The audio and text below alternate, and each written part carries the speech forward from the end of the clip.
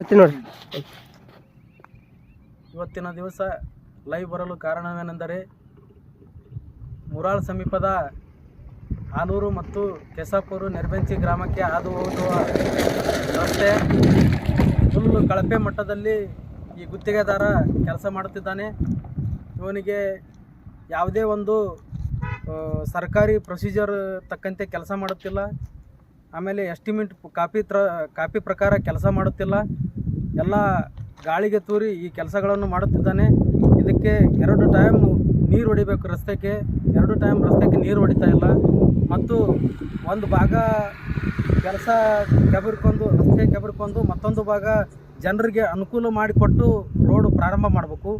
ಈ ಸಂಪೂರ್ಣ ರಸ್ತೆಯನ್ನು ಅಗೆದು ಕೆಲಸ ಸ್ಟಾರ್ಟ್ ಮಾಡಿದ್ದಾನೆ.